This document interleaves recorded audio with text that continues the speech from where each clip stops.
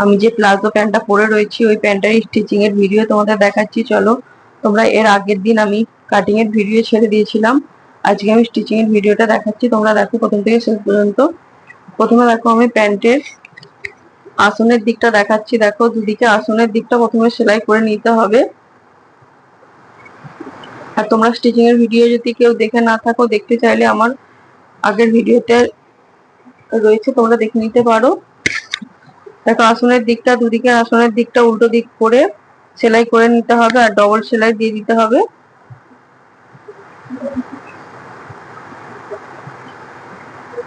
একদিকটা হয়ে গেছে, আর একদিকটা আমি সেম ভাবে ডবল সেলাই দিয়ে দেবো আসনটা।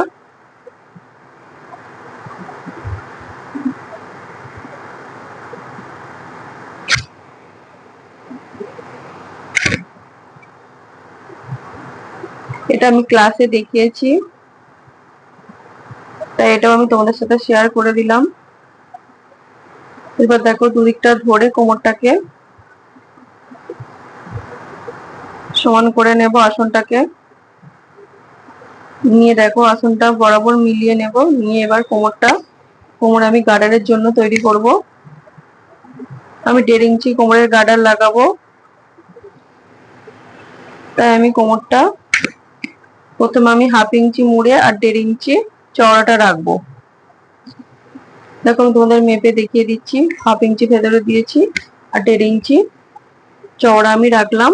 এরপর দেখো আমি বরাবর 1 ইঞ্চি গ্যাপ রেখে আমি বরাবর 1/2 ইঞ্চি মুড়ে মুড়ে বরাবর গোলটা আমি সেলাই করে নেব। আর তোমাদের যদি অসুবিধা হয় তোমরা মেপে মেপে 1.5 ইঞ্চি করে মাপতে মাপতে সেলাইটা করবে, তাহলে কম বেশি হবে না। আর আমার চ্যানেলটাকে যারা নতুন দেখছো তারা আমার চ্যানেলটাকে সাবস্ক্রাইব করে দিও। নতুন ভিডিও দেখার জন্য বেল আইকনটা ক্লিক করো। এবার দেখো আমি 1 ইঞ্চি গ্যাপ রেখে দিয়েছি, আমি এই গ্যাপটা দিয়ে আমি গার্ডারটা ঢোকাবো। দেখো এরকম একটা পিন নিয়ে নেবে, পিনের সাহায্যে আমি গার্ডারটা নেব। আর গার্ডারটা আমি কত নিয়েছি সেটাও বলে দিচ্ছি। গার্ডারটা আমি আমার যা কোমর ছিল তার থেকে আমি 3 ইঞ্চি কম নিয়েছি। যদি কেউ খুব বেশি টাইট করতে চাও 4 ইঞ্চি কম নিতে পারো। আমি গার্ডারটা কোমরের থেকে, কোমর যে মাপটা আমার ছিল সেই মাপটার থেকে আমি 3 ইঞ্চি আমি গার্ডারটা কম নিয়েছি। এরপর দেখো বরাবর পিনের সাহায্যে আমি গার্ডারটা ঢুকিয়ে দিচ্ছি। এরপর মুখটা ভালো করে দেখে নেবে, দুটো মুখকে একদিকে রেখে আমি চাপ সেলাইটা দিয়ে দেব। গাড়াটা যেন বেঁকে না যায়, উল্টে যেন না যায়, গাড়াটাকে সোজা করে সেলাইটা দিতে হবে, না হলে কোমরের ভেতরে গাড়াটা পাল্টি হয়ে যাবে, বাঁকা হয়ে যাবে। এইভাবে সোজা করে সমান করে গাড়াটাকে, গার্ডারের উপরে একটা গার্ডার চাপিয়ে তবেই সেলাইটা করতে হবে। তারপর এইভাবে গার্ডারের উপরে আরেকটা গার্ডার চাপিয়ে আমি সেলাইটা করে নিলাম। এরপর দেখো আমি হাতের সাহায্যে চারিদিকটা আমি চাড়িয়ে দেবো গার্ডারটাকে। আর তোমরা কে কি টপিকের ভিডিও দেখতে চাইছো আমাকে অবশ্যই কমেন্ট করে জানিও, আমি নেক্সট ভিডিও আনার চেষ্টা করব। এটা একটা রিকোয়েস্টেড ভিডিও ছিল, প্লাজো কাটিং আর প্লাজো স্টিচিং এর ভিডিও দেখানোর জন্য আমাকে বলা হয়েছিল। তো আমি কাটিং এর ভিডিও দিয়ে দিয়েছি আর স্টিচিং এরও দিয়ে দিলাম, তোমরা দেখে নিও। সহজ পদ্ধতিতে আমি শিখিয়ে দিলাম। আর দেখো যে গ্যাপটা রেখেছিলাম গার্ডারটা ঢোকানোর জন্য, ওই গ্যাপটা আমি সেলাই করে দিলাম।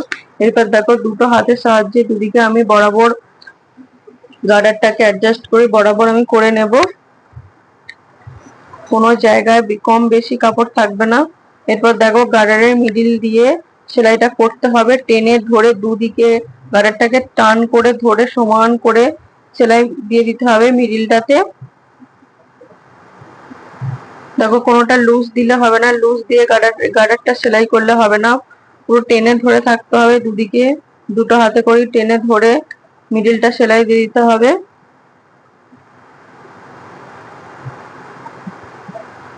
আর কোমরের গার্ডারের কাপড়টা বরাবর চাড়িয়ে থাকবে, কোনো জায়গায় জড়ো হয়ে থাকবে না, এক জায়গায় জড়ো হয়ে থাকবে না, পুরোটাকেই চাড়িয়ে থাকবে। এবার কোমরের গার্ডারটা লাগানো হয়ে গেছে। এরপর আমি মিডিলটা সেলাই করে নেব।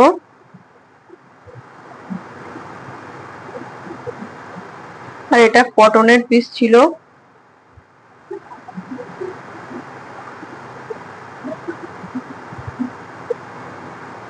কালারটাও খুব সুন্দর লেমন ইয়েলো। পুরো সেটটাই আমি বানিয়েছি, জামা প্যান্টের সেটটা পুরোটাই আমি বানিয়েছি। এবার দেখো মিডিলটা আমি সেলাই করে নিচ্ছি। আমার ভিডিও ভালো লাগলে আমার চ্যানেলটাকে তোমরা সাবস্ক্রাইব করে দিও, লাইক কমেন্ট শেয়ার করো।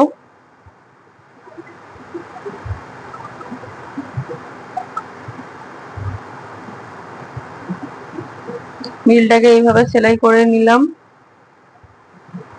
এরপর পায়ের নিচেটা আমি গোল রাউন্ডটা আমি সেলাই করে নেব। 1/2 ইঞ্চি মুড়ে, তোমরা চাইলে এরকম সরু করেও মুড়তে পারো, আর চাইলে চওড়া করেও মুড়তে পারো। আমি একটু চওড়া করেই মুড়ে দিচ্ছি।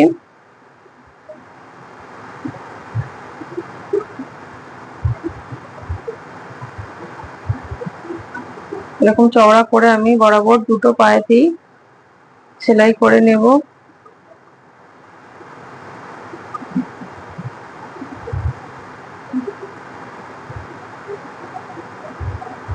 দ্বিতীয় পাটাও আমি সেম ভাবে সেলাই করে নেব রাউন্ডটা।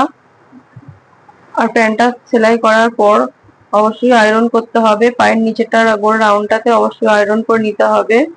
তো প্যান্টটা কমপ্লিট হয়ে গেছে। টাটা।